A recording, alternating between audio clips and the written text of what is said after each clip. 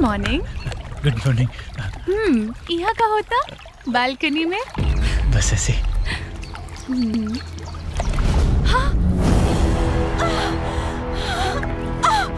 अरे लड़की डूबा दिया।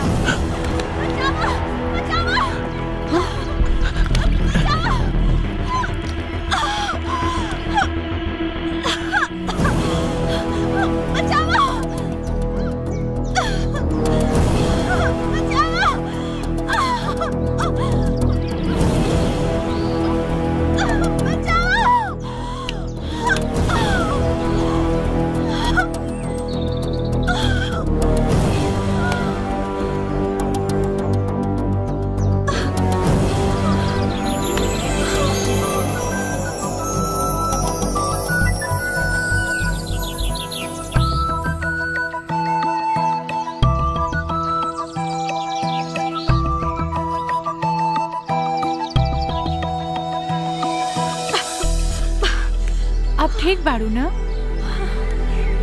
हम ठीक बानी। Thank you. थैंक यू की कोनो बात नहीं के।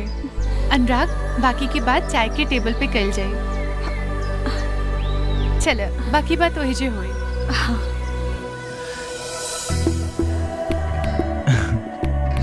वैसे एक बात समझ में नहीं आई, जब रवा तेरे जाने नहीं तो अचानक डूबे कैसे लगनी? वो अचानक हमरा के चक्कर आ गेल रहे। चक्कर? तोहर तबीयत तो ठीक बा? वो दरअसल अब देखी, अगर कोनो पर्सनल बात होके तो ना ना, वो दरअसल हमरा के कैंसर बा। कैंसर? कैंसर? और डॉक्टर के हिसाब से तो हम बस 4 दिन के मेहमान बानी। अरे ना, रउआ हमार जान बचावनी यही से बताईनी। जिंदगी कैसे जियल जाला ओके तोहरा से सीखे के चाहे। जिंदगी में इतना परेशानी होखला के बाद भी कैसे मुस्कुरा लेवे लो।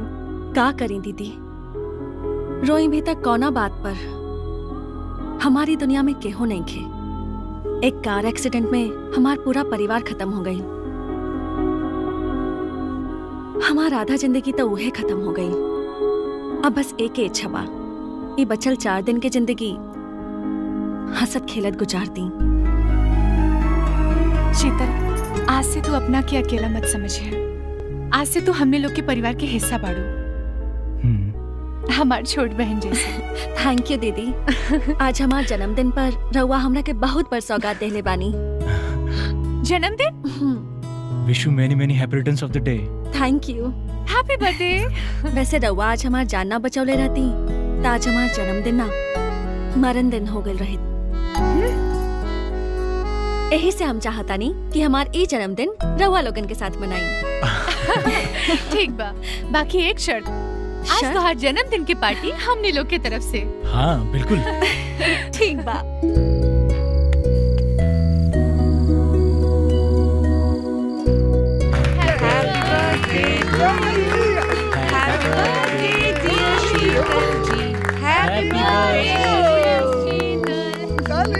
May God bless you.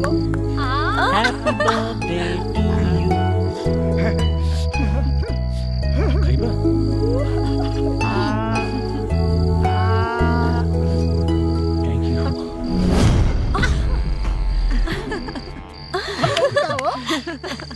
Thank you.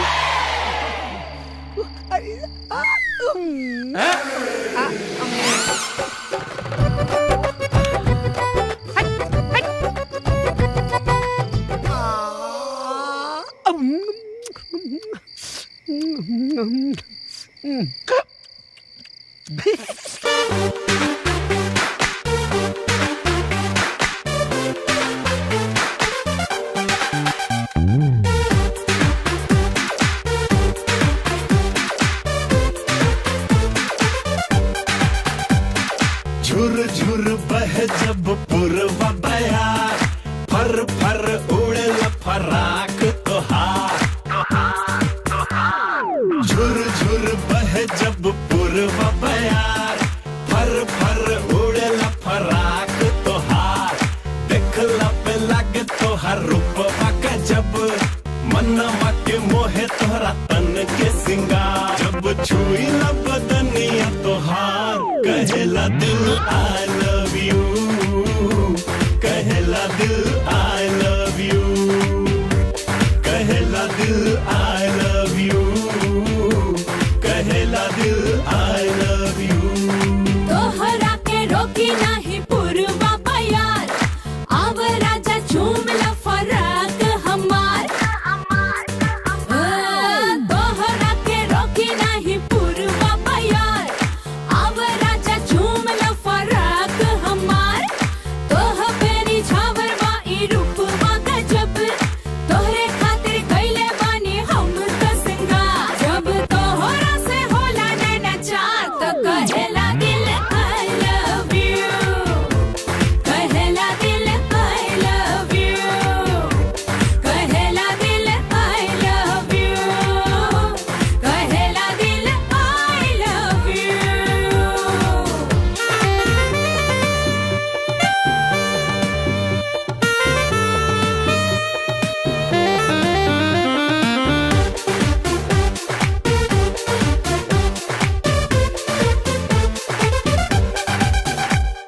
रूपवा के तोहरा पुकार मोर जवानी आई के जिंदगिया में कर द मेहरबानी रूपवा के तोहरा पुकार मोर जवानी आई के जिंदगिया में कर द मेहरबानी अंगना का तोहरा बहार बन के चाहतानी रहल हम तोहार बन के सात जन्म तू ही रह ए पिया मंगिया का हमरा सिंगार बन के जब तोहरा से होला नैना चार तो कहेला दिल I love you कहेला दिल I love you कहेला दिल I love you कहेला दिल I love you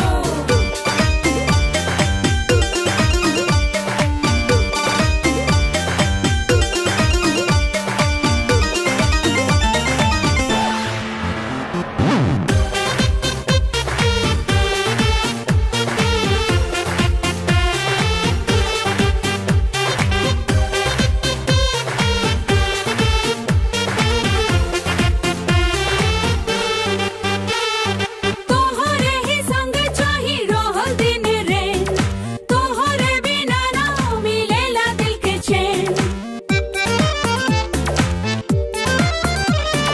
तोहरे ही संग चाही रहल दिन रे तोहरे बिना ना मिलेला दिल के चैन आई गइल पानी हम तोहरा करीब हम रस के बतावा खुश नसीब प्यार के खजाना बाट अब हमरा पास तू बाड़ू संगे तो हम नहीं की गरीब जब छुई ला बदनिया तोहार कहेला दिल आई लव यू कहेला दिल I love you कहेला दिल आई लव यू कहेला दिल I love you I love you I love you. I love you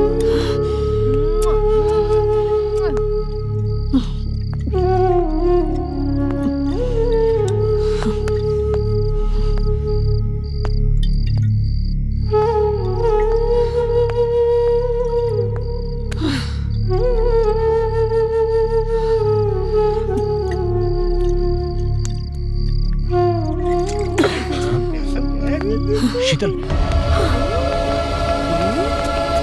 Sheetal Sheetal Sheetal cover madam जी अरे मैडम जी संभाले खुद के लगता ज्यादा नशा हो गया बा अनुराग इनकरा के रूम में छोड़ के आ जा फिर हम लोग खाना खाए जाए ठीक है उठा बा शीतल आराम से शीतल अरे लगातार चढ़ा ले पानी चला आराम से ले जाइए चला संभाल के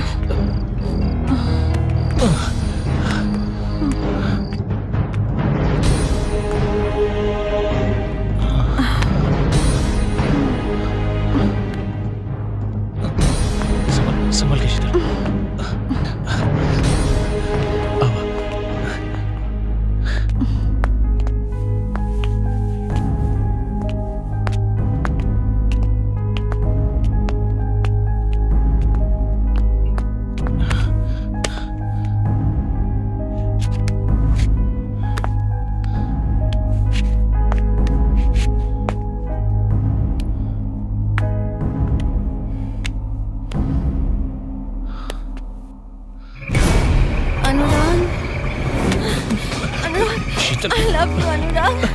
I love you. I love Sheetal. you, Anurag. क्या करता शीतल? कुछ गलत नहीं किया अनुराग. ये तो प्रेम बा. तू आत्मा के मिलन. छोड़ो उनके. अनुराग.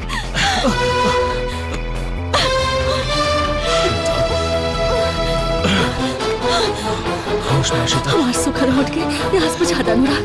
प्यास बुझा दे. छोड़ो उनके. I love you, Anurag. बिना समय पड़ो शीतल. Anurag. Anurag. Anurag. I love you, Anurag. हमरा के ऐसे अधूरा छोड़ के मत जा अनुराग. अनुराग. तुम हमारी बात काम नहीं समझते कि हम शादीशुदा बानी और हम अपना पत्नी से बहुत प्यार करेंगे. हट. I love you. I love you, Anurag. Anurag. Anurag. हमरा के ऐसे अधूरा छोड़ के मत जा अनुराग. अनुराग.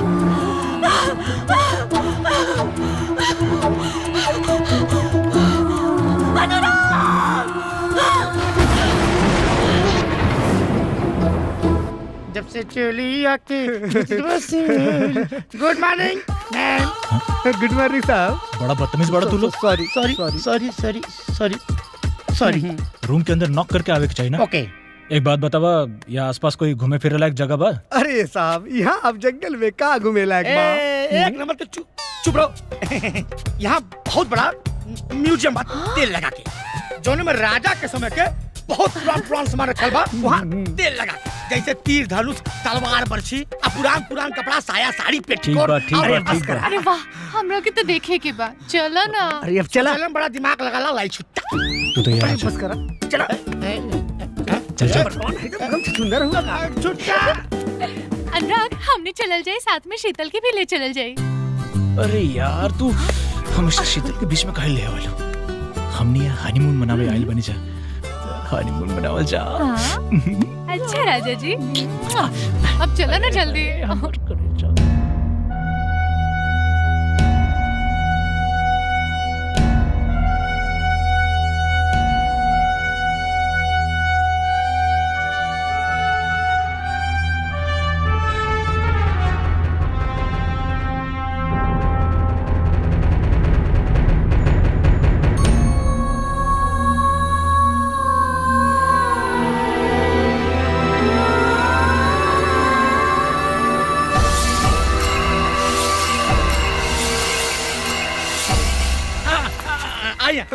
आई सर जी. आई साहब जी. आई आई मैडम जी देखी देखी. आई है राजा साहब के भाला.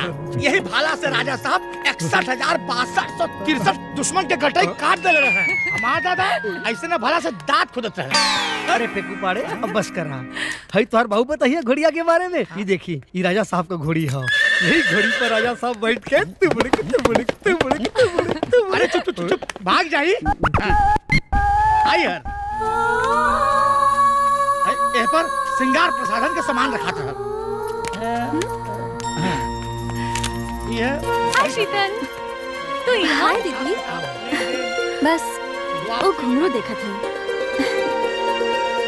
ये घुंघरू तू ऐसे देखा तारू जैसे कोनो नर्तकी के ना त्योहार है. अरे मैडम जी दुनिया का देखता नहीं. आई यहाँ आई देखी. अरे दिखा रे मटका. राजा साहब का तलवार. ऐसे हमारे दादा नाखून काटते रहे.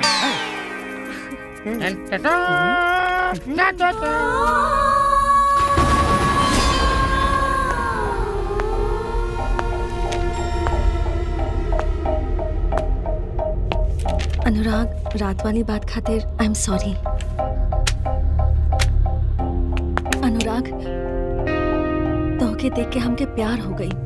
और प्यार कईल कोनो गुनाह त ना होला. हाथ छोड़ा मार. देखा अनुराग, हम माना तानी सबके प्यार के मुकाम हासिल ना होला. हमके तो तोहार बस एक दिन के साथ चाहिए. एक दिन के साथ तक हम तो के एक पल ना दे सकिला और अपना हवस के मोहब्बत के नाम बता. और एगो बात कान खोल के सुन ला हमार.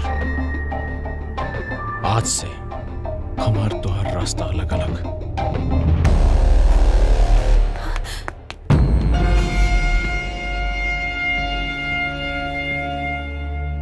वाह वाह वाह वाह वाह का शादी के संजोग बनल बा. मंगल खुद शुक्र के साथ बैठ के बात करताने। बृहस्पति अगुवाई और शनिचर वर बतावताने। अब सुना तुहार होके वाले वर के का लक्षण होखी। ओकर नु एकदम हमरे नियन छोट छोट मोच होई। मोच? एक हफ्ता में हमार बिरप्पन जैसा मोच नहीं।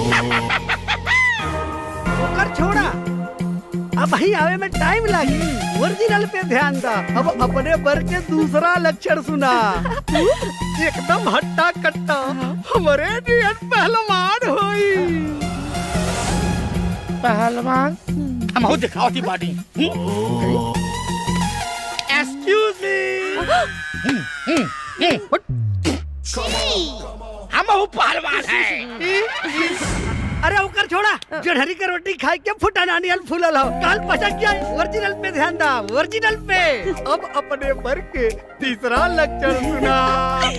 ओकर नु एकदम हमरे नियन छोट छोट बार होई। छोट छोट बार? अब का करी हो? फंस गईल। हमारो बार छोट छोट बार। अरे ये का हो गई? कहाँ तोर बार छोट छोट हो रे? हमार छोट छोट बार देखबे।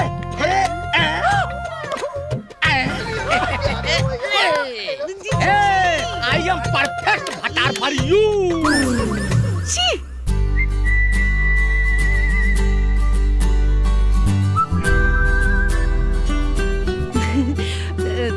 खाइए ना सर प्लीज। बताइए ना कैसा लगा। आइए ma'am, please have a seat. अरे शीतल, आओ ना हमने के साथ बैठा।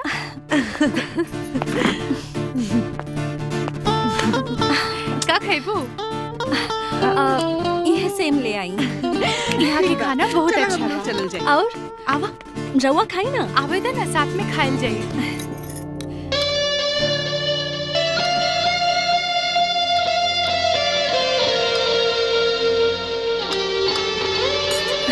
और सब कैसन चल रहा सब बढ़िया।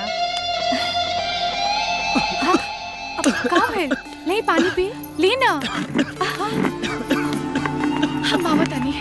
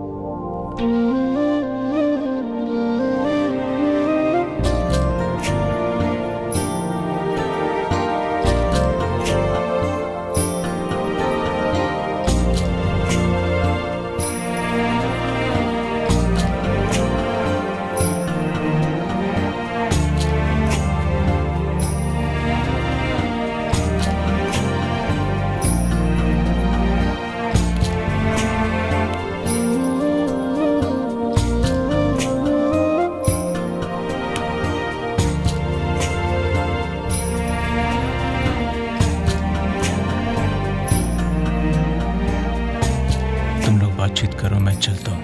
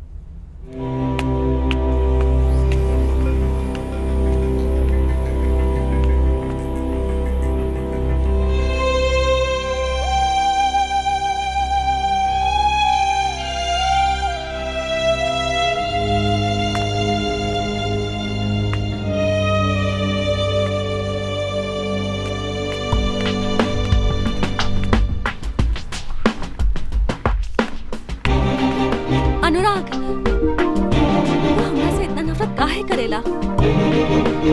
नफरत? हम तो उससे मोहब्बत ही कब नहीं। तब कर ना अनुराग, कर ना। काहे नहीं खा करत? का हमारा आंख शराबी नहीं खे? का हमारा होठ गुलाबी नहीं खे? या हमारा जिस्म शराबी नहीं खे? कुदरत एगो औरत के जितना खूबसूरती देला, हमरा ओकरा से ज्यादा देले बा।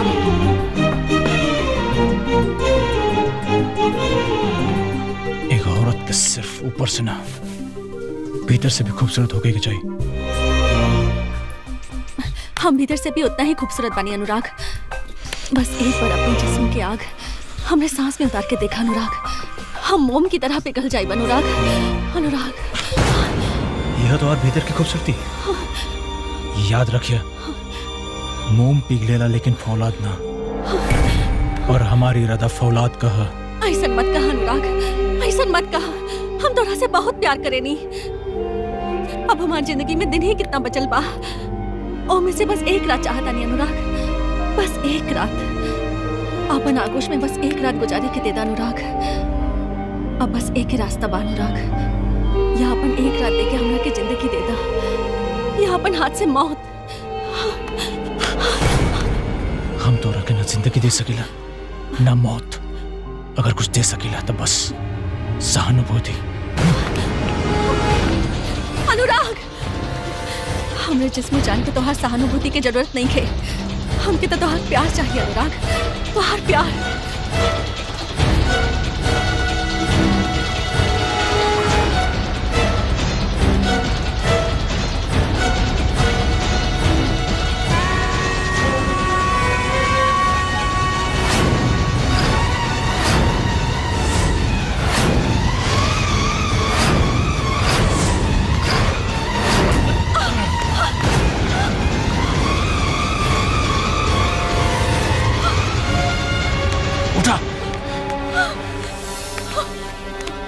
पागल हो गई बाड़ू का तू? हाँ, पागल हो गई बाड़ू।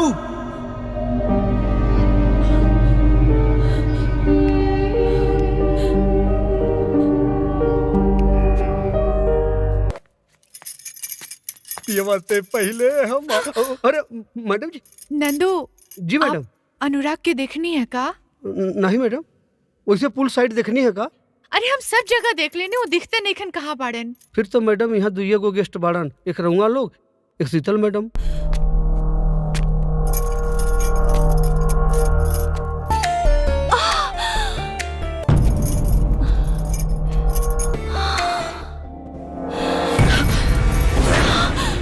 काजल,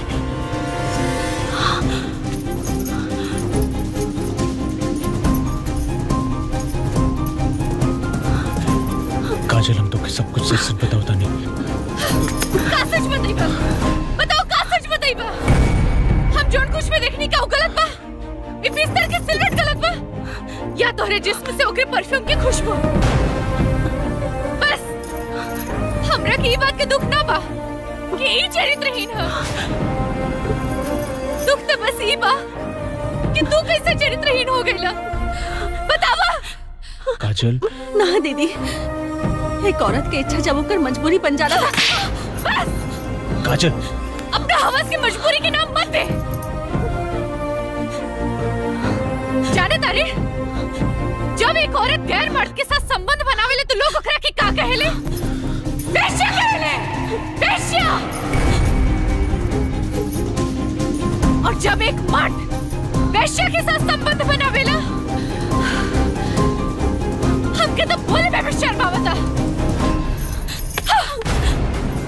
काजल, हमारी बात सुनो काजल। दीदी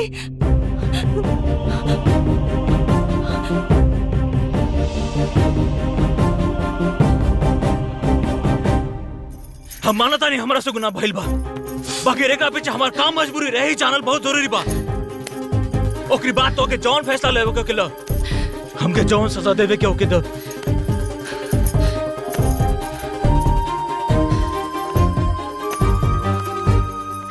कई दिन से शीतल हमरा ऊपर डोरा डाले की कोशिश करत रहे। इससे पहले कितनी बार हमरा से शारीरिक संबंध बनावे की कोशिश कैलस, लेकिन हम हमेशा मना कईनी। लेकिन एक दिन जब हम तोरा से बहुत प्यार करेनी, अब हमारी जिंदगी में दिन ही कितना बचल बा। ओ में से बस एक रात चाहता नहीं अनुराग, बस एक रात। अपन आगोश में बस एक रात गुजारे के दे दा अनुराग। अब बस एक ही रास्ता बा अनुराग, या अपन एक रात दे के हमरा के जिंदगी दे दा, या अपन हाथ से मौत। हम तो रखे ना जिंदगी दे सकेला ना मौत, अगर कुछ दे सकेला तो बस सहानुभूति। अनुराग, हमरे जिस्म जान के तोहार सहानुभूति की जरूरत नहीं है, हमके तो तोहार प्यार चाहिए अनुराग, तोहार प्यार।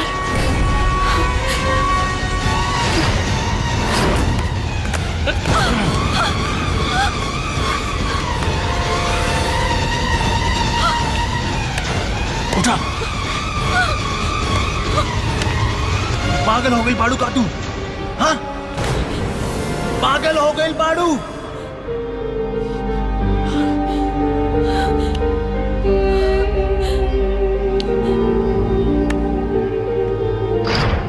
अगर अब भी तो के हमार गलती लागत हो गई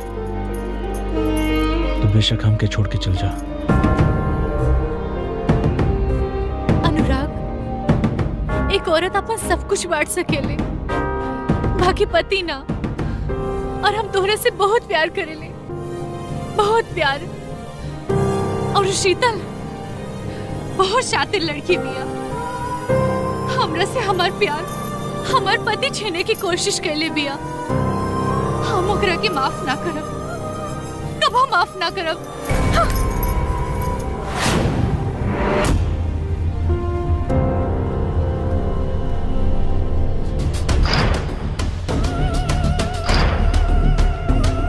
हमार छोट बहन जैसे। थैंक यू दीदी।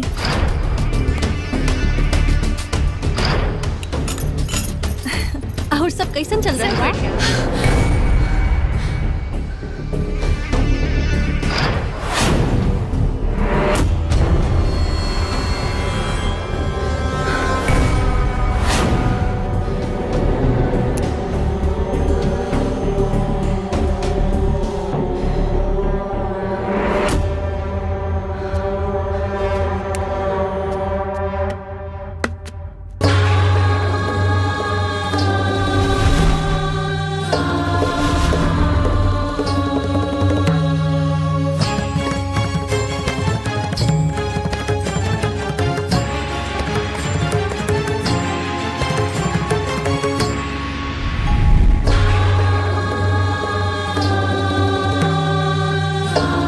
जरूर आईबू। बस बेर बेर दीदी बोल के अब हमरा से नाता जोड़े की कोशिश मत कर। हम तोहरा के अपना परिवार के हिस्सा समझनी, तोहरे दुख दर्द में भागीदार बननी, और तू होकर ई सिला दिहलू। हिस्सा सिर्फ समझ लो दीदी, देहलू ना। और हिस्सा हम तो से ना, तू हमरा से छीनले बाड़ू। अनुराग और हमार तो जन्म जन्म के नाता बा, जन्म जन्म के प्यार बा। और तो सही कहलू कि हम एगो शातिर लड़की हैं। और अब तू देखा कि हम अपन प्यार, अपन अनुराग के तोरा से छीन के रहब। बच्चलन औरत, तोर जिस्म भी गंदा और तोर नियत भी। तू को सोचे तारे एक अनैतिक संबंध बना के तू ओकरा के जन्म जन्म के प्यार कहबे? हम भी तोर जन्म जन्म के प्यार अब ही यही जन्म में खत्म कर दे।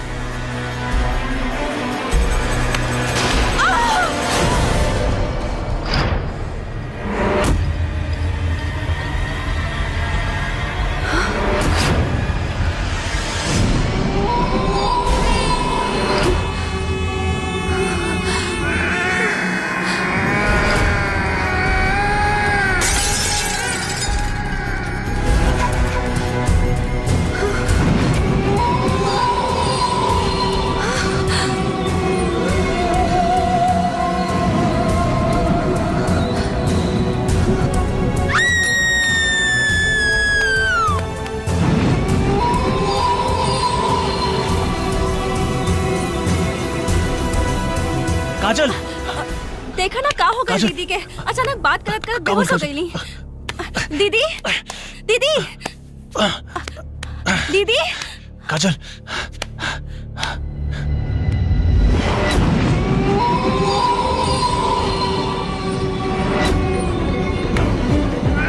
हम ये तो चाहत रहनी कि राजवीर एक बेर हमरा से संबंध बनावे।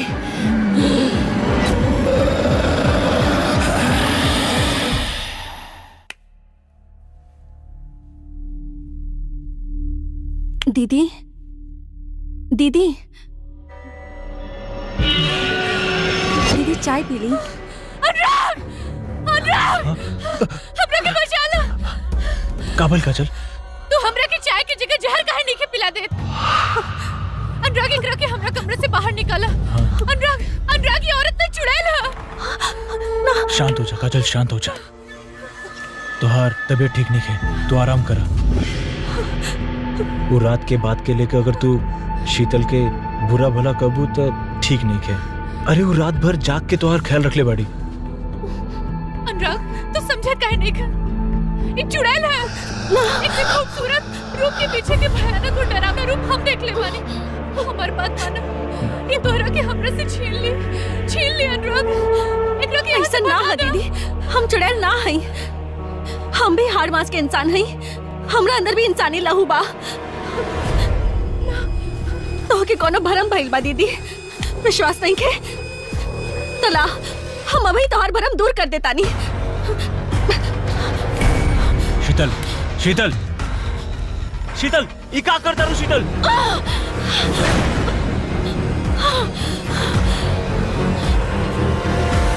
अब कहा दीदी का भी तो के हमरा अंदर चुड़ैल दिखा था। एमे भी तोर कोनो माया हो। अनुराग हमार बात मानो, एकरा के बाहर निकाला है जैसे तो हम इसे दूर काहे नहीं के चल जा। ठीक है तू शांत हो जा, एकरा के बाहर निकाला ना तो हम अपन जान दे दे। तू शांत हो जा, शांत हो जा, जैसे शांत हो जा। देखा इस समय काजल कुछ समय बाड़ी, तू अपना कमरा में जा प्लीज शीतल।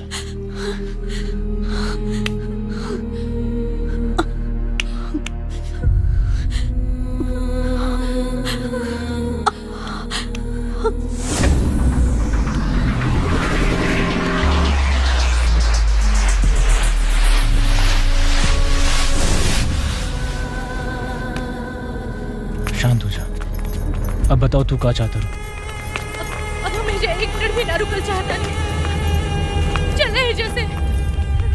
ठीक बा, तू आराम कर फिर चलल जाए। हम बैग पैक करते हैं, ठीक है? आराम कर।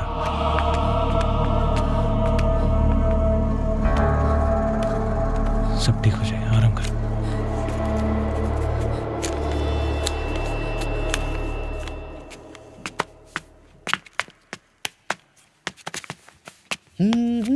अरे आई बा हाई क्या उठाई तार बाहू हाथ फैलाव के तैयारी भी लगा रहना। चल रख अंदर रख।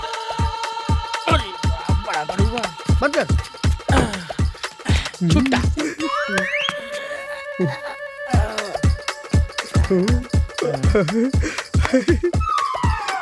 Thank you. रह दे। अरे बस सर आधा दिया हर चीज में आधा। मेरे रूम आधा मंग में बाद में समझ ली जाई। चल मैडम मैडम छुट्टा ये ना सुधरी आदत है भिखारी के भीख मांगे की। ये अचानक गाड़ी क्यों खड़ी है? तू बैठ हम देखते हैं। अभी आई।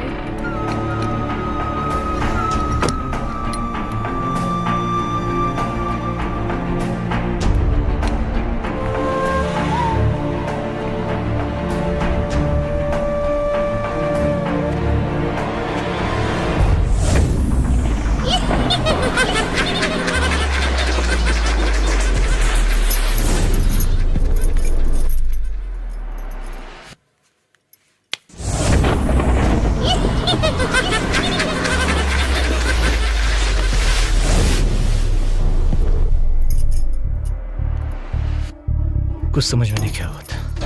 अब का हुई? मैकेनिक के दिखावे के पड़े। एक बार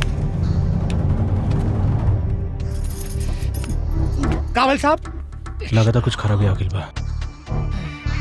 कोनो मैकेनिक के नंबर बा तोरा लगे? अरे मालिक मैकेनिक की बात करते हैं, मोची से लेके मंत्री तक के नंबर धैले बात। अरे। मोदी जी के फोन लगाई।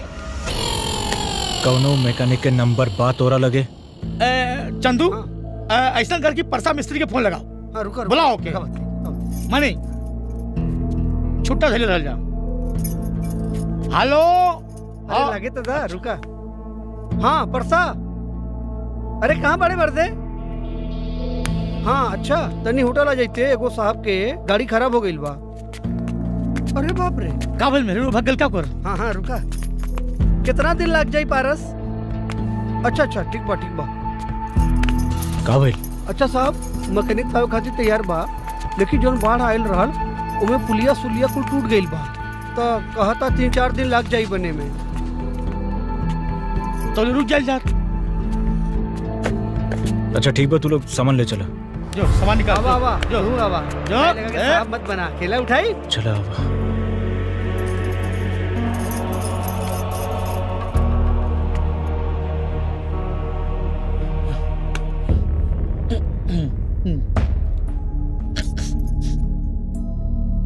साहब साहब हाँ? समनिया कहाँ रखी?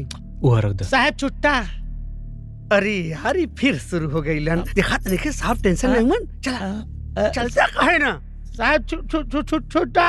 काजल तू टेंशन मत, जैसे ही अपन गाड़ी ठीक हो जाए हमने के यहाँ से चल दिया जाए। तू डरा मत बस। अनुराग, हम कोनो और बात से ना, बस तोहरा के खोवे से डरेली। तोहरा बिना हम ना जी पाए। तोहर हमार साथ ई जन्म तक ना, अगला 7 जन्म तक रही। मामा हो मामा, चूटी के झगड़ा छोड़ा हो मामा।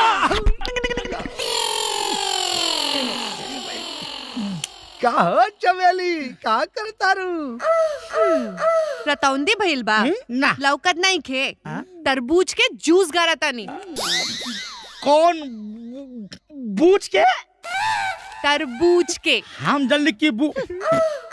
अच्छा ये चमेली, तू सबका जूस गाड़ देवेलू? हाँ, मौसम्बी के, अनार के, सेब के, सबकर। अच्छा गन्ना के भी गाड़ देवेलू? नहीं, हमार मिक्सर छोट बा, उमे गन्ना का कैसे गराई? गन्ना का गारे खातिर बड़का कोलू चाहिए, बुझाइल? हाँ हमके तो बुझा गई। ए चंदू, का हो चंदू? तू कहते ऊके रस गारे बने तो जा बड़का कोल्हू खोज के लावा। हमके तो हाजीपुरी केला का रस गारे बा, ई मैडम के मिक्सर में पिसा जाई, केला का छिलको से जूस निकल जाई।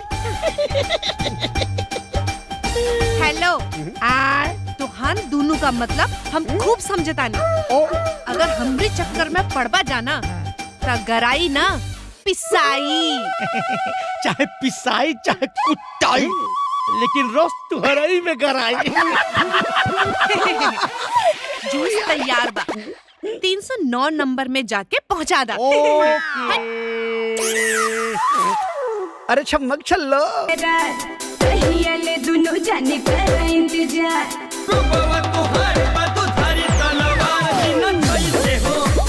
हाई हिली वाला देखा सैंडल हमारे दिन छेड़े हो।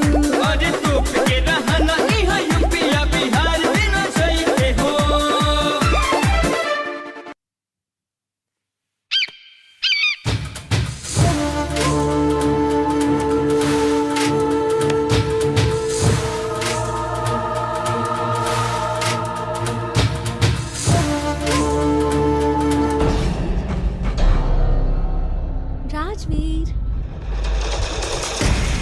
राजवीर,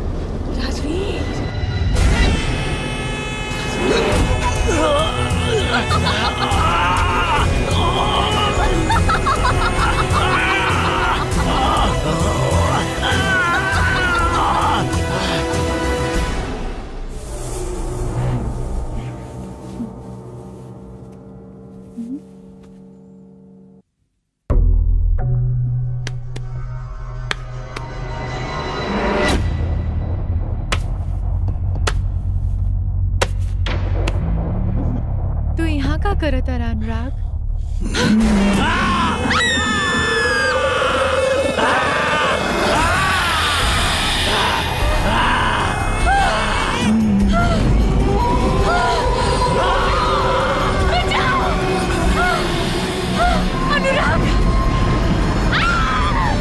बचाओ बचाओ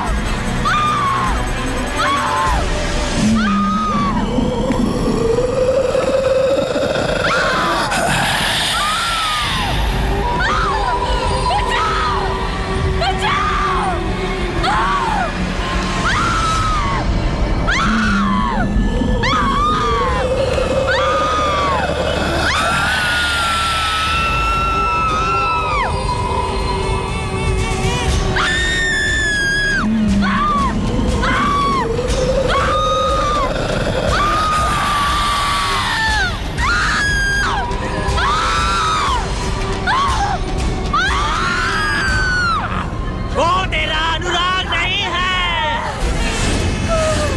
वो मेरा राजवीर है, राजा राजवीर। समझ में आया रानी कौशाम्बी? ये शीतल हमरा हमरा के छोड़ दो। आखिर हमने लोग तोहर का बिगड़ले बानी? काहे पीछे पड़ल बाड़ू? और ये कैसन राजन कैसन रानी? हमरा कुछ समझ में नहीं के आवत शीतल। शीतल नहीं, कादम्बरी हूँ मैं, कादम्बरी। कादम्बरी? हाँ, कादम्बरी, तेरे राजमहल की नित्यांगना। कादम्बरी हूँ मैं, कादम्बरी, कादम्बरी हूँ मैं, कादम्बरी। दादिदा कतधा दिंदा दिंदा दिने कताक दिने कता दिने ततक दिनक दिन दादर कृतक दादर कृतक दादर दादर रुधा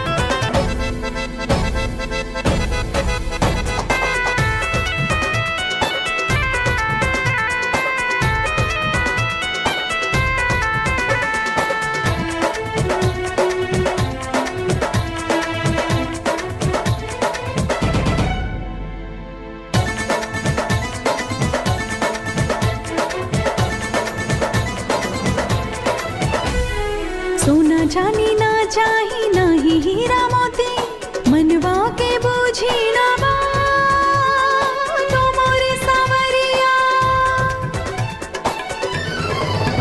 हाँ धड़कन के तार बोले पल पल के प्यार बोले बस बिना बाजबा चाहे का नजरिया। इहे आस लेके बानी कैसे बोली हम जो बानी रोजे रोजे के सपना सजाई राजा जी कैसे रहुआ के बताई राजा जी कि कितना ले प्यार करी ले कि कितना ले प्यार करी ले।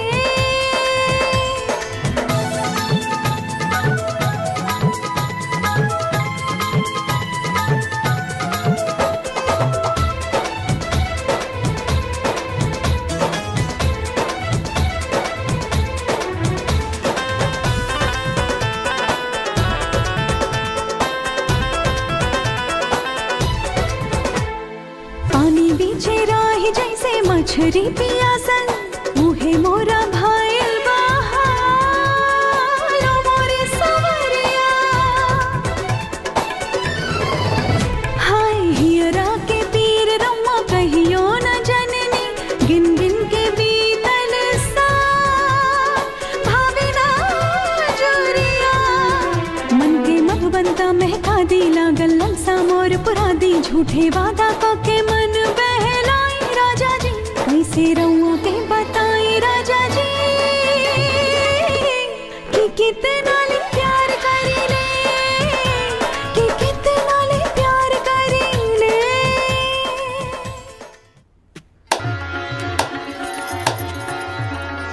वाह कादम्बरी वाह, तुम्हारे नृत्य में जो नशा है उसके आगे मदिरा से भरी 100 सुराई का नशा भी कम पड़ जाए। आज तुम्हारा यह मनमोहक रूप मदहोश कर देने वाला था। नृत्य देखकर हम बहुत प्रसन्न हुए।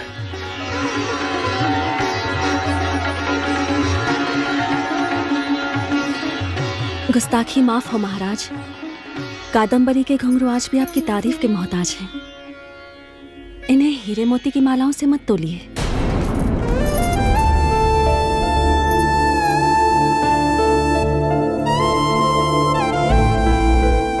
क्या बात है महाराज, आज आप इतने विचलित क्यों हैं? आज नृत्य दरबार में कादम्बरी ने फिर से हमारा उपहास किया। नृत्य से खुश होकर जब हमने उसे भेंट स्वरूप उपहार देना चाहा तो उसने अस्वीकार कर दिया। हम समझ नहीं पा रहे कि वो चाहती क्या है। इस प्रश्न का उत्तर आपको कादम्बरी ही दे सकती है, उसी से पूछिए।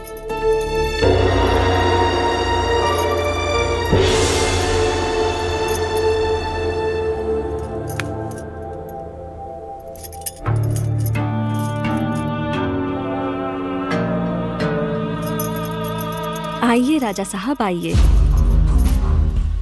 हमें और हमारे घुंघरुओं को आप ही का इंतजार था। आज हम यहाँ तुम्हारे घुंघरुओं की आवाज सुनने नहीं आए कादम्बरी।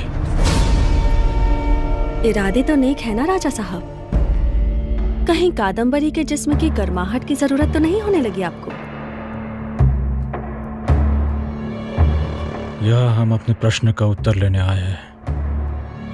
हम जब भी खुश होकर तुम्हें कोई उपहार देते हैं तुम उसे ठुकरा देते हो। अगर चाहते क्या हो तुम? मत पूछिए राजा साहब, अगर दिल की बात जुबान पर आ गई तो कयामत आ जाएगी। कयामत आती है तो आ जाए, पर आज हम ये जानकर रहेंगे कि तुम्हारी इच्छा क्या है। जिद ना करें राजा साहब, आप नहीं दे पाएंगे जो कादम्बरी को चाहिए। जबान संभाल के कादम्बरी, ऐसी कौन सी चीज है जो हम नहीं दे सकते? हीरे जवाहरात मोती, बोलो क्या चाहिए तुम्हें? हमें इस महल में पटरानी का स्थान चाहिए। कादम्बरी, चंद लम्हे बिस्तर पर साथ क्या बिताए, इसका मतलब ये नहीं कि तुम अपना स्थान भूल जाओ। कौशाम्बी की जगह कोई और नहीं ले सकता। जब तक कौशाम्बी जीवित है तब तक कोई पटरानी नहीं बन सकती। तुम क्या, स्वर्ग से कोई अप्सरा भी आ जाए तो उसका स्थान नहीं ले सकती। राजा साहब,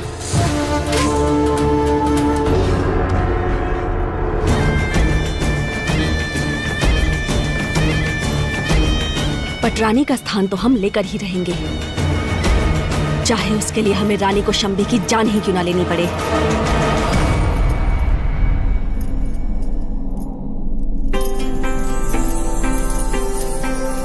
महाराज, आप हमसे कितना प्रेम करते हैं? आज अचानक ऐसा प्रश्न? ये हमारे प्रश्नों का उत्तर नहीं हुआ? अपने प्राणों से भी ज्यादा। तब आप हमें एक वचन दीजिए कि आप हमारी बात मानेंगे। अगर आपको जरा सा भी संदेह है कि आपकी जिंदगी में हमारा स्थान उचित नहीं अनुचित है तो हम स्वयं पद छोड़ देंगे। कौशाम्बी, जब आपको सब कुछ पता ही चल गया है तो हमारा उत्तर भी पता चल गया होगा। किसने हमसे क्या मांगा इससे कोई फर्क नहीं पड़ता। आपके सभी प्रश्नों का उत्तर यह है कि आपका स्थान कोई और नहीं ले सकता। महाराज, हम आपके निर्णय का पूर्ण सम्मान करते हैं और आपकी रानी को आप पर पूर्ण विश्वास है।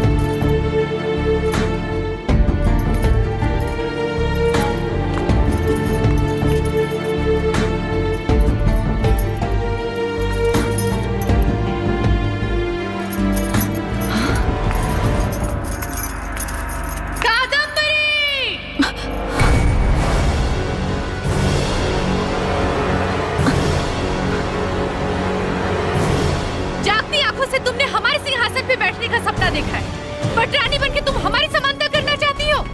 जानती हो इस गुस्ताखी की क्या सजा हो सकती है? बस दिखा दी ना अपनी ताकत। डरती हैं आप हमसे, हिम्मत नहीं है आप में हमारा सामना करने की। मैं पूछती हूँ आपसे, क्या खास है आप में जो मुझ में नहीं है? क्यों नहीं बन सकती हूँ मैं पटरानी? क्या कमी है मुझ में?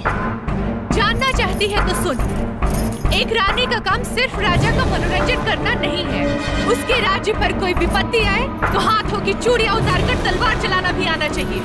है तुझ में एक काबिलियत?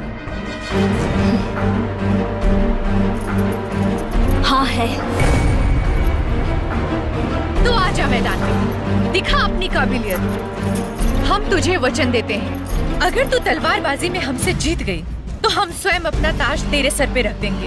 हम स्वयं अपना सिंहासन तुझे सौंप देंगे। मंजूर है तो बोल। रानी साहिबा, तलवार हाथ में देकर तो देखिए, तब पता चल जाएगा कि मैं सिर्फ घुंघरू की ताल ही नहीं, तलवार और ढाल भी बजाना जानती हूँ।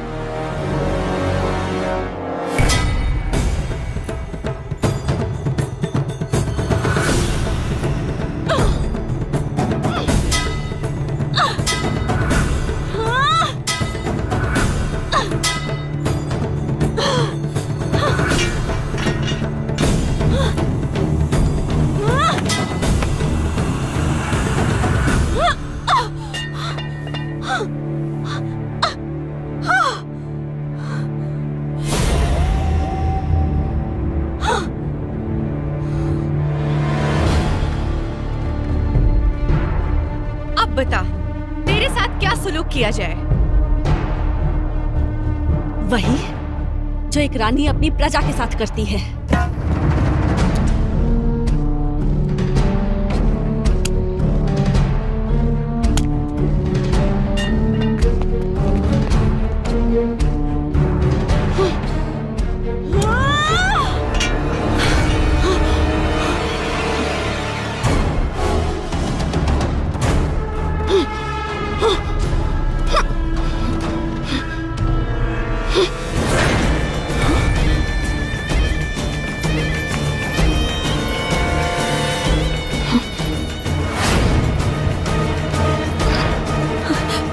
राजा साहब,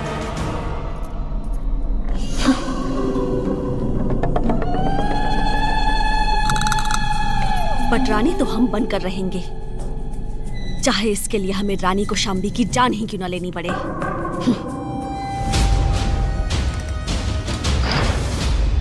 उस दिन तुम्हारे कक्ष से बाहर निकलने के बाद हमने तुम्हारी बात सुन ली थी।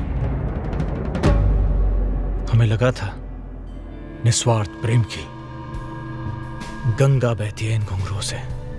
यही है वो प्रेम, यही है वो प्रेम का राग। प्रेम में लोग अपनी जान देते हैं, किसी की जान लेते नहीं। ये प्रेम प्रेम नहीं, लालच है, लालच। और इसी लालच में तुमने हमारे रानी की जान लेने की कोशिश की है, जो एक घिनौना अपराध है। और यह अपराध राजद्रोह कहलाता है। सैनिकों, ले जाओ उसे। और नर्तकी का परिधान पहना कर लेकर आओ। आज हम इसे जिंदा चुनवा देंगे।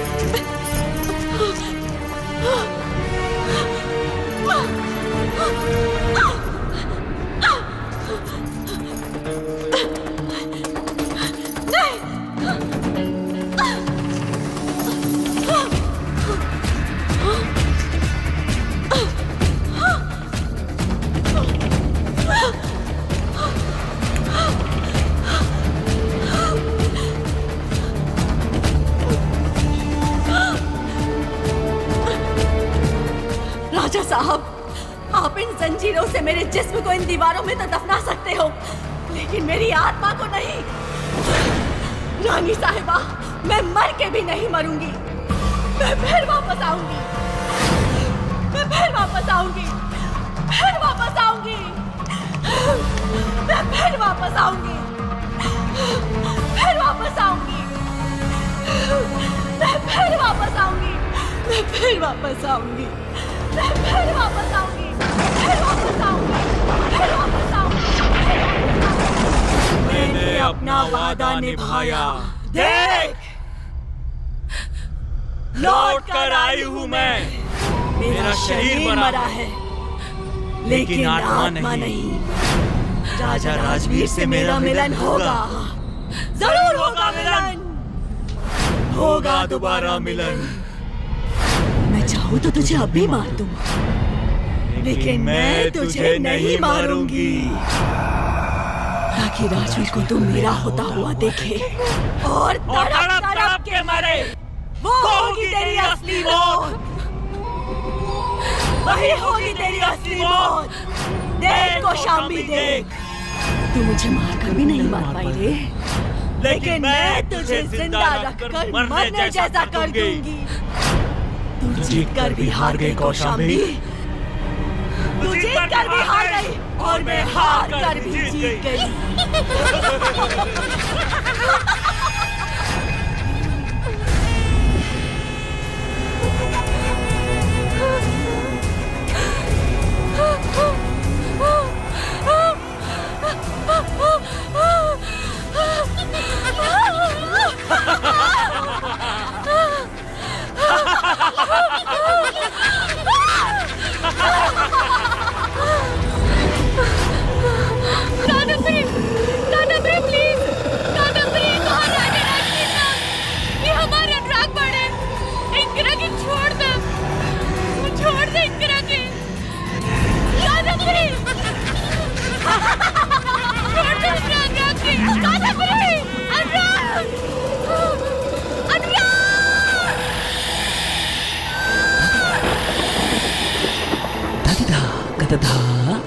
Dinda dinda dini katak dini kata dini tatak dini dini dader kita dader kita dader dader dader.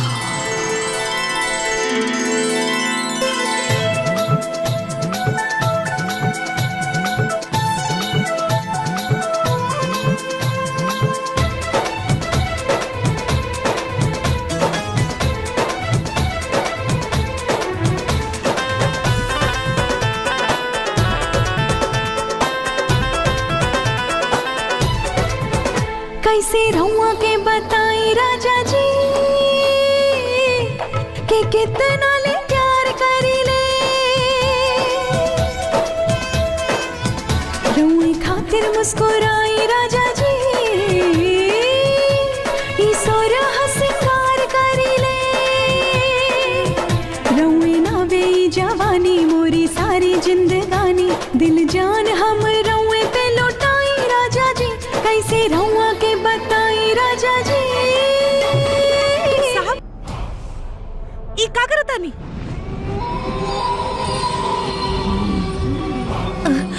आदमी होके औरत की तरह नाचता नहीं। अरे ई म्यूजियम के घुंघरू बा, दे दे हमरा के।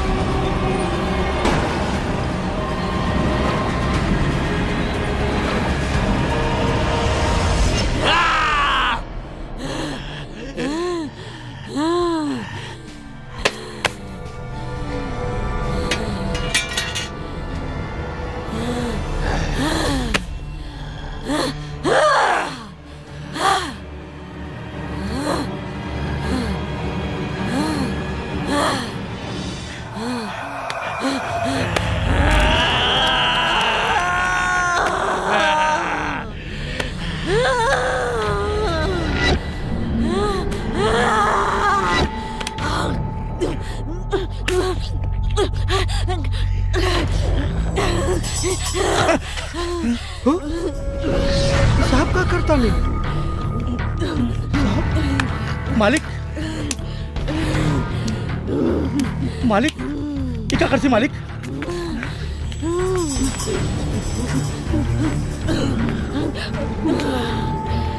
साहब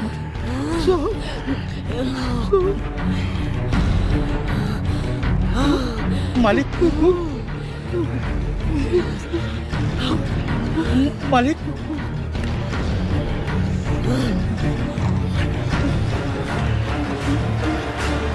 मालिक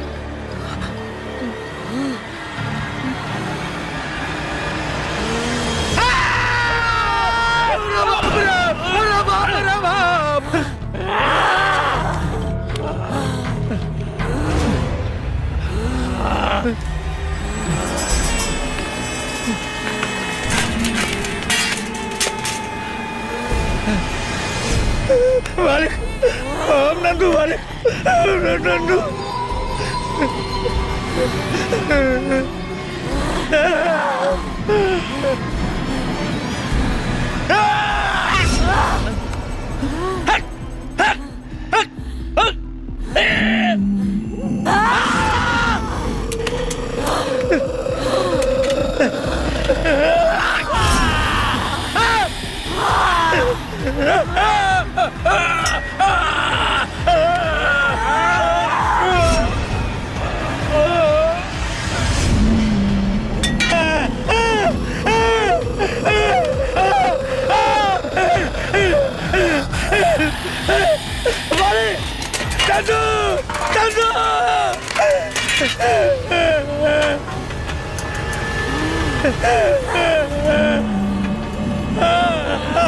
मालिक मालिक नंदू मालिक हम नंदू मालिक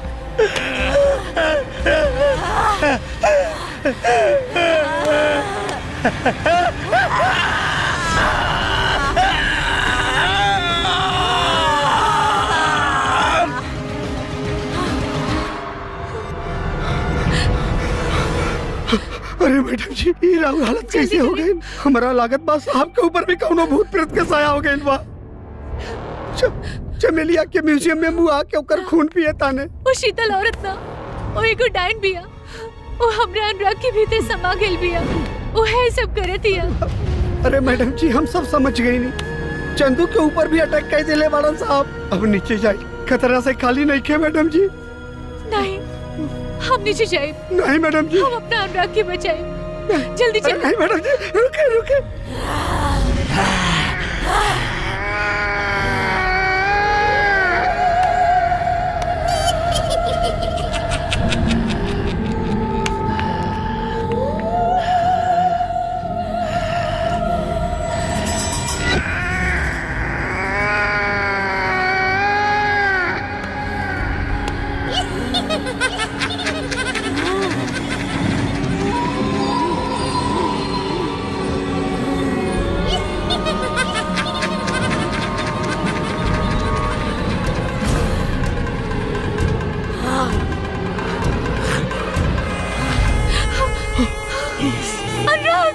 मैडम जी अरे मैडम जी छोड़ दिया ये क्या अपना कर मान छोड़ चुप हो दी। जाइए शांत हो जाइए शांत हो जाइए अभी राहुल अनुराग नहीं खान राहुल अनुराग नहीं खान चमेली की हालत देखिए मैडम जी चली चली यहाँ से हम चली अपना अनुराग के पास जाए समझे का कोशिश काहे नहीं करत मैडम जी साहब के अंदर चुड़ैल समा गेल बा देखियो चमेली के बीमार देले बा चली यहाँ से चली चली मैडम जी चली सोहो सिंगार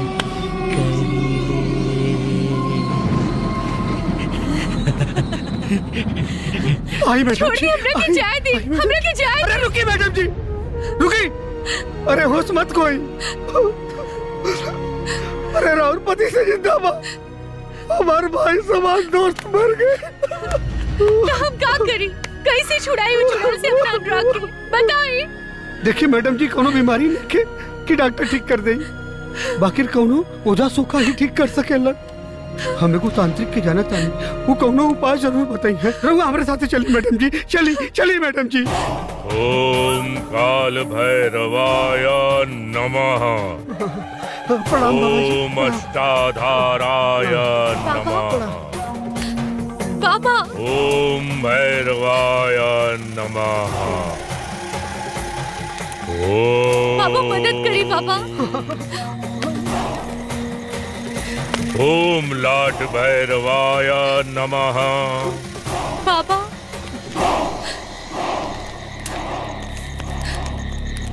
का कष्ट बच्चा? बाबा हमरा पति के शरीर में चुड़ैल समा गेल बिया। वो कह रहल बिया कि उनकरा से होकर पिछला जन्म के नाता बा। वो अपने आप की कादम्बरी और हमरा पति के राजवीर कह रहल बिया। वो हमरा पति के बहुत कष्ट दे रहल बिया बाबा। कुछ उपाय करी बाबा, कुछ उपाय करी। हमरा से हमरा पति के कष्ट नहीं खे देखल जात। हमरा पति के बचा ले बाबा।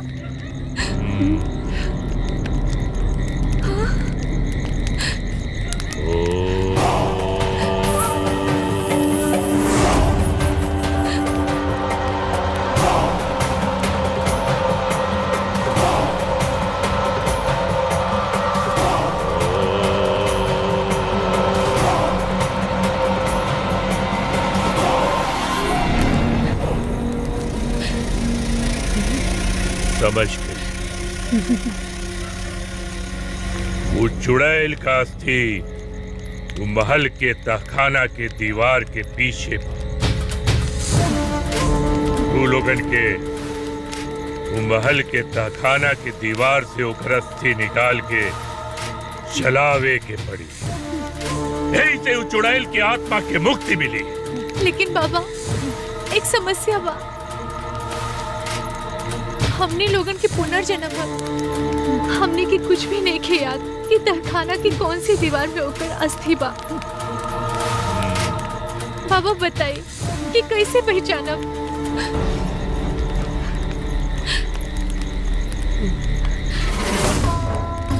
नींबू ले जा।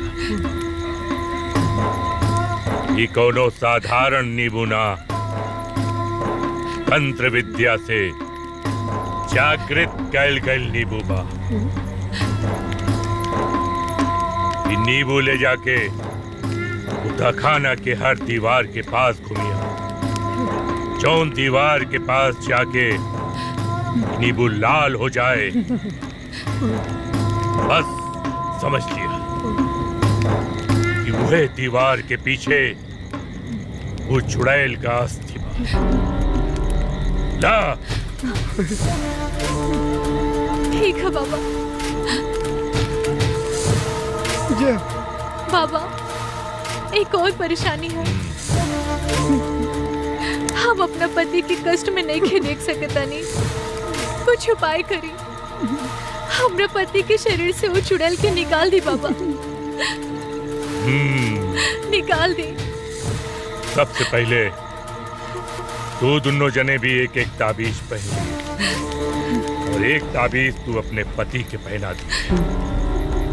ये ताबीज पहनाते ही वो चुड़ैल तोरा पति के शरीर से बाहर आ जाए। ठीक है बाबा। पर ये ताबीज तू अपने पति के कैसे पहनेबू ये तोहरे विवेक पे बा।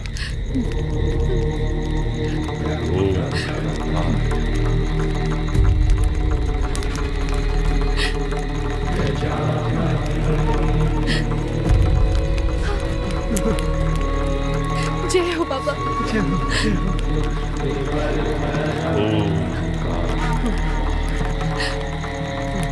जय हो बाबा।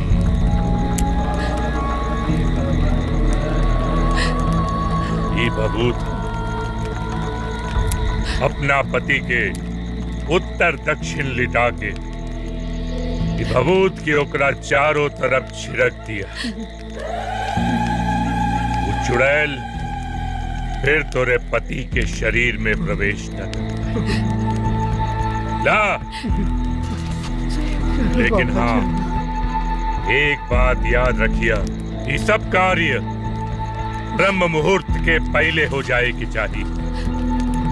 ठीक है बाबा। अगर ब्रह्म मुहूर्त लग गई तो चुड़ैल की ताकत कई गुना बढ़ जाएगी। फिर तोरा पति के प्रेत लोक ले जाई और तोरे पास रह जाई खाली तोहरे पति का मृत देह। जा जा जल्दी करा। ठीक है बाबा। तब तक हम ऊ चुड़ैल की कमजोर करे का कुछ उपाय करत है। जा। ओम भैरवाय। जय हो बाबा। ओम काल भैरवाय नमः। ओम व्योमकेशाय नमः। ओम अष्टाधाराय नमः। ओम नीलांजन प्रज्ञाय नमः। कादम्बरी हम हार गई नहीं तोरा से। तू सही कहत रहलो। ई राजा राजवीर बने हमार अनुराग ना। हम तो दोनों के प्यार की दुनिया से बहुत दूर चल जाए। बस एक बार इनकरा के गले लगा ले बेटा।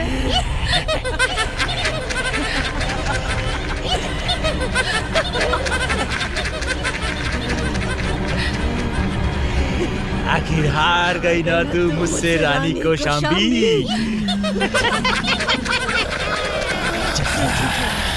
चल ठीक है, जीवन भर का साथ पाने के लिए एक पल का साथ छोड़ सकते हो।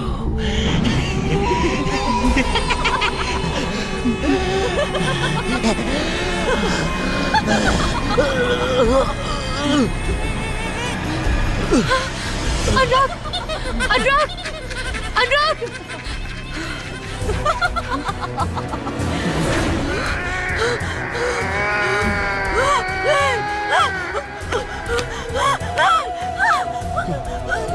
अनुराग, धोखा दिया तूने मुझे। दावीर से तूने बांध दिया है मेरे राजवीर को। मैं प्रवेश नहीं कर पा रही हूँ। मैं प्रवेश नहीं चुप कर डाल। तू क्या समझ ले? एक मामूली चुड़ैल होकर के एक सुहागन से जीत जाइबे ना। कब होना? हमरा सुहाग के हमरा से केहू न छीन सकेला। कब होना? आज रात अमावस की है। तेरे और तेरे पति के मिलन का आज आखिरी दिन है। राजवीर की आत्मा इस शरीर से निकलते ही मैं उसे अपने साथ ले जाऊंगी। अमावस की रात के बाद में तेरी जीत नहीं, तेरी हार ही होगी। तेरी हार। चुड़ैल, तू हमके कहा रहे? उससे पहले तू राख हो जाइबे।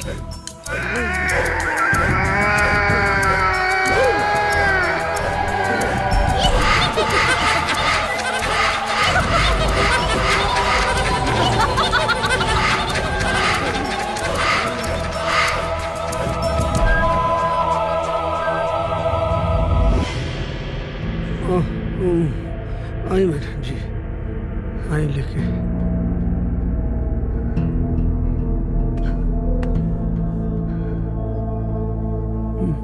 मैडम जी, उत्तर दक्षिण दिशा में लेटाई। सवार के नंदू आराम से।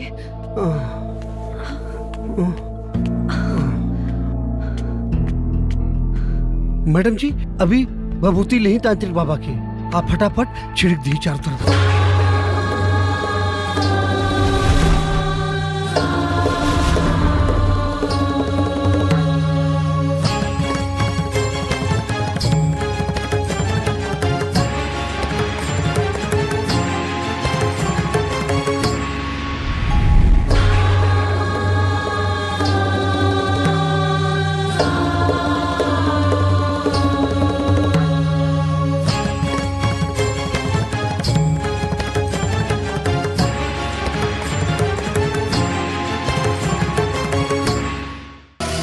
मैडम जी, साहब घेरा में एकदम सुरक्षित बाड़े।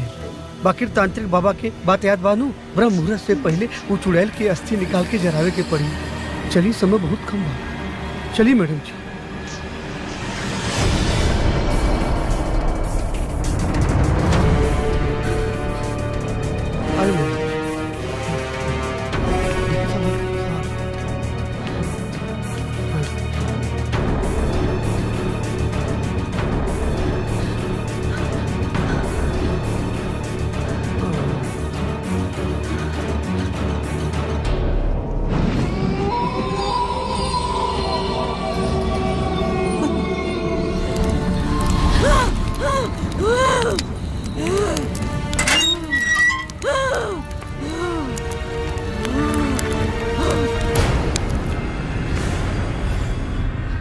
मैडम जी थोड़ा उधर करी। हाँ हाँ हाँ, हेर ले हे ने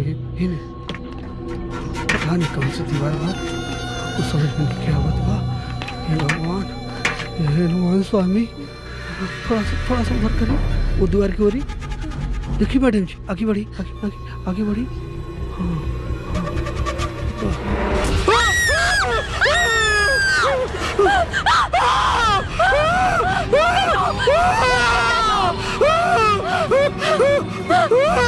नंदू कहाँ पड़ा तू नंदू?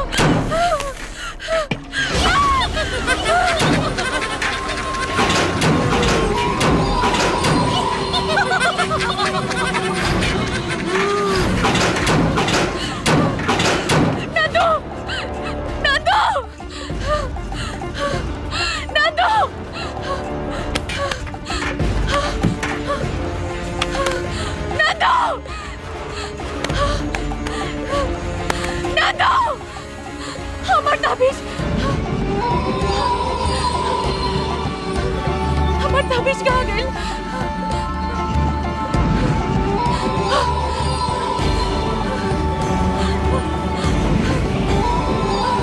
हमार ताबीज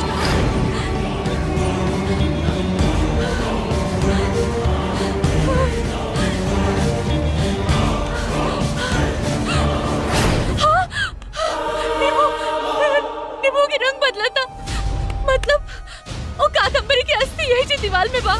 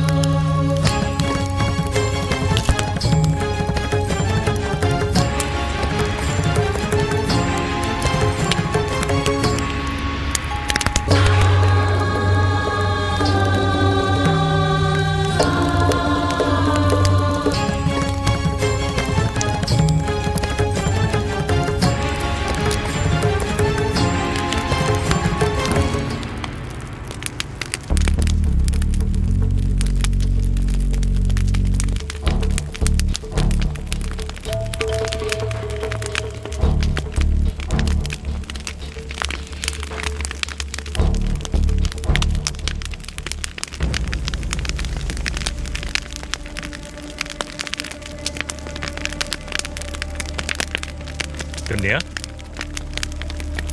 कन्या,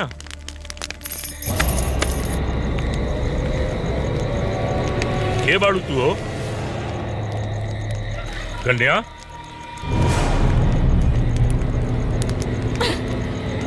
अरे अरे का करताड़ू? का करताड़ू? हटा हटा हटा।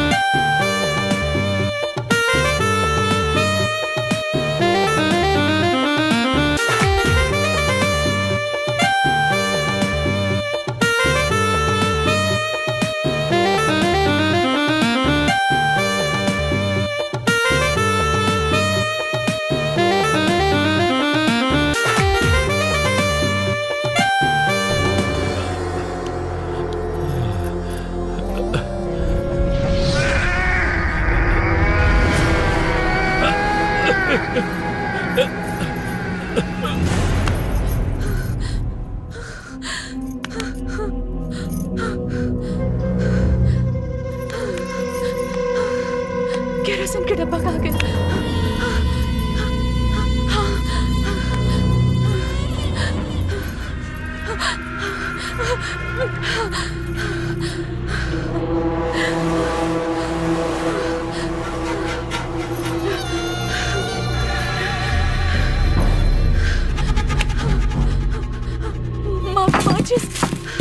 माचिस कहाँ बा? नंदू के पास में।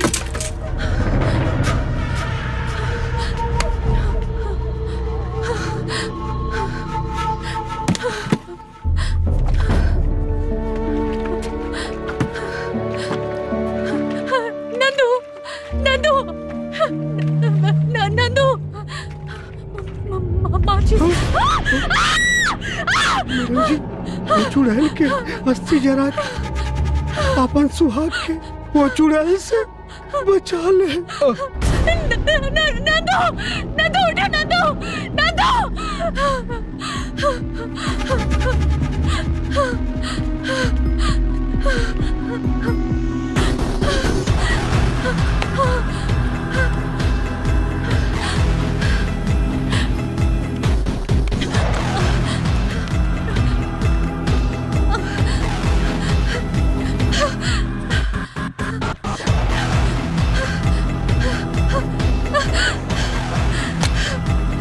जल्द कहने के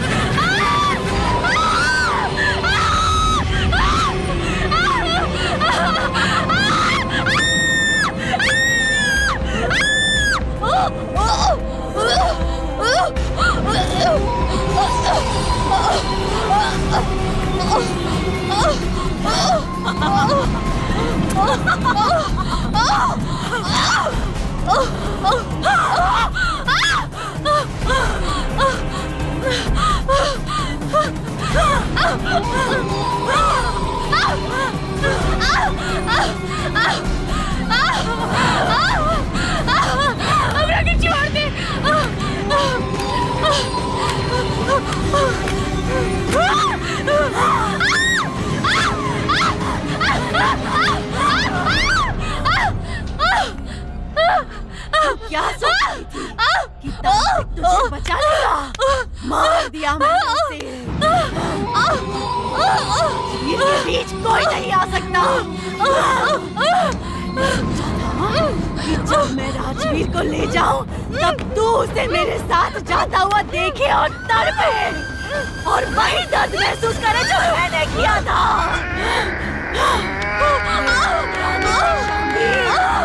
तुझे मरना होगा।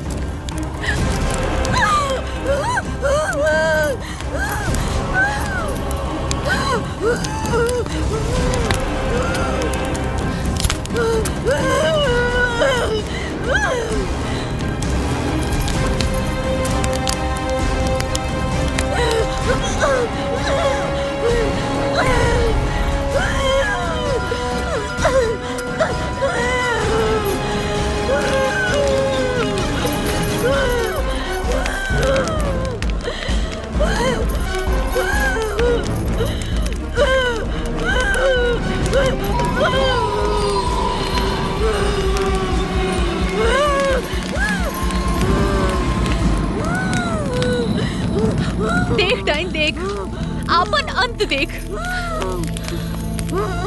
जब सावित्री यमराज से अपना पति के बचा सकेली तो तोहरा जैसे मामूली डायन की का औकात, तोहरे जैसे चुड़ैल से का हम अपन पति की रक्षा न कर सकेनी। देख अपन अंत।